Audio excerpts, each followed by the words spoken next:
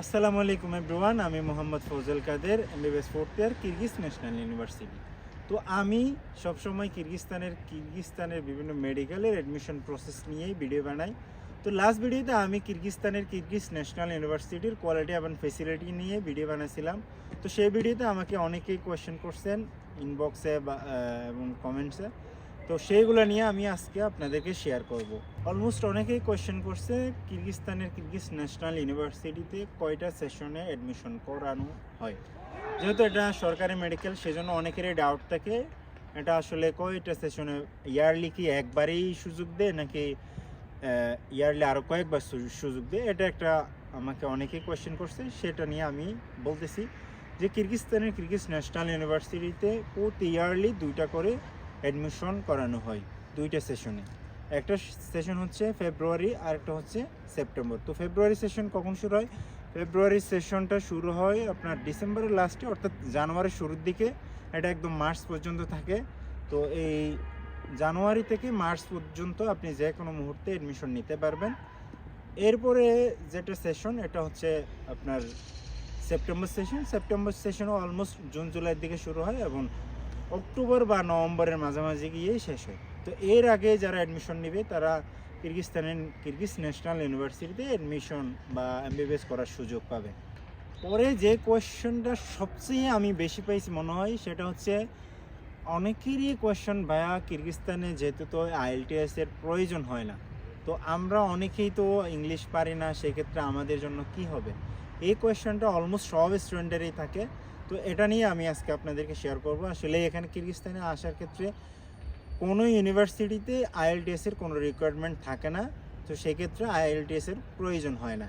হ্যাঁ, কিন্তু পৃথিবীর সব দেশেই এমবিবিএসটা ইংলিশ মিডিয়ামে পড়ানো হয়।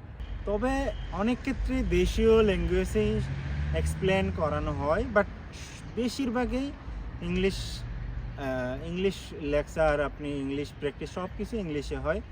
তো কিরগিজস্তানে যারা এমবিবিএস করতে আসে তাদের ক্ষেত্রে ইংলিশ যারা একটু জানে, বা যেহেতু সে 10 ইয়ার্স পর্যন্ত ইংলিশ একটা সাবজেক্ট ছিল, সেক্ষেত্রে তার মোটামুটি টুকিটাকি একটু জানা থাকে।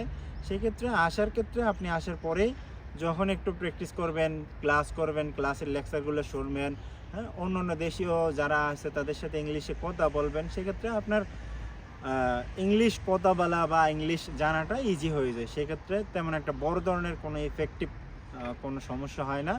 তো সেই জন্য কিরগিজস্তানে আসার ক্ষেত্রে আইএলটিএস না থাকলেও বা আইএলটিএসের কোনো রিকোয়ারমেন্ট না থাকলেও এখানে আসার পরে ইংলিশ নিয়ে তেমন একটা কোনো সমস্যা হয় না, সেটা নিজে নিজে আমাদের মোটামুটি কাভার হয়ে যায়। এরপরে যে কোয়েশ্চেনটা আমি পেয়েছি সেটা হচ্ছে কিরগিজ ন্যাশনাল ইউনিভার্সিটি বা অন্য মেডিকেলগুলোতে কোন কোন দেশের স্টুডেন্টরা পড়াশোনা করতে আসে। এটাও একটা কমন কোয়েশ্চেন, ধরতে গেলে অনেকে স্টুডেন্টরা এটা নিয়ে কথা বলে। তো এটাও আমি আজকে আপনাদেরকে শেয়ার করি। কিরগিজ ন্যাশনাল ইউনিভার্সিটিতে অলমোস্ট এশিয়ার সবগুলো দেশ থেকে স্টুডেন্টরা এমবিবিএস করতে আসে। যেমন বাংলাদেশি স্টুডেন্ট আছে, তো বাংলাদেশি স্টুডেন্ট ধরতে গেলে 1000-এর উপরে 20 কে এমবিবিএস করতেছে। এর বাইরে ইন্ডিয়ান আছে, ইন্ডিয়ান অনেক স্টুডেন্ট। এরপর পাকিস্তানি আছে, আপনার ইজিপ্টের আছে, জর্দানের আছে, নেপালের আছে, এরকম অনেকগুলো দেশ থেকে এমবিবিএস করতে কিরগিজ ন্যাশনাল ইউনিভার্সিটিতে আসে। এর বাইরে আপনার কিরগিজ ন্যাশনাল ইউনিভার্সিটি সরকারি মেডিকেল হওয়ার ক্ষেত্রে তো ইউরোপীয় অনেকগুলো দেশ থেকেও এমবিবিএস করতে আসে। যেহেতু কিরগিজ ন্যাশনাল ইউনিভার্সিটি, তাদের র্যাঙ্কিং, তাদের কোয়ালিটি, ফেসিলিটি অনেক ভালো। তো তাদের কালচার ইউরোপীয় কালচার, সেক্ষেত্রে ইউরোপীয় অনেকগুলো দেশ থেকে এমবিবিএস করতে আসে। এরপরে যে কোয়েশ্চেনটা সবচেয়ে বেশি আসে সেটা হচ্ছে কালচারের ক্ষেত্রে কোনো সমস্যা হয় কিনা। অবশ্যই যা দেশীয় কালচার ভিন্ন, সেই ক্ষেত্রে আমাদের বাংলাদেশি কালচার একরকম, ইন্ডিয়ানদের কালচার অন্যরকম, পাকিস্তানিদের কালচার এর থেকে ভিন্ন। তো এখানে বা কিরগিজ ন্যাশনাল ইউনিভার্সিটিতে যে দেশের স্টুডেন্ট সবচেয়ে বেশি, বা যে দেশের স্টুডেন্টরা অলমোস্ট একটা প্রোগ্রাম করার একটা কালচারাল প্রোগ্রাম করার মতো স্টুডেন্ট থাকে, সেক্ষেত্রে সেই দেশেও কালচারাল প্রোগ্রাম করে। যেমন বা আমরা যারা বাংলাদেশি আছি তারা বাংলাদেশি প্রোগ্রাম করি, যারা ইন্ডিয়ান আছে তারা ইন্ডিয়ানদের প্রোগ্রাম করে, যারা পাকিস্তানি আছে তারা পাকিস্তানি প্রোগ্রাম করে। আবার অনেক ক্ষেত্রে কম্বাইন প্রোগ্রামও করি, যেমন আন্তর্জাতিক মাতৃভাষা দিবস উদযাপন করা হয়, ঈদ সেলিব্রেশন করা হয়, পূজা সেলিব্রেশন করা হয়। এর বাইরে হচ্ছে আপনার নতুন বর্ষবরণ উদযাপন করা হয়। এইরকম আরও অনেকগুলো যেগুলো মানে সবার সাথে মিলে যায় ওরকমগুলো আমরা কম্বাইনে সেলিব্রেশন করি। যেগুলো আমাদের দেশীয় কালচার সেগুলো আমরা আলাদা আলাদা সেলিব্রেশন করি।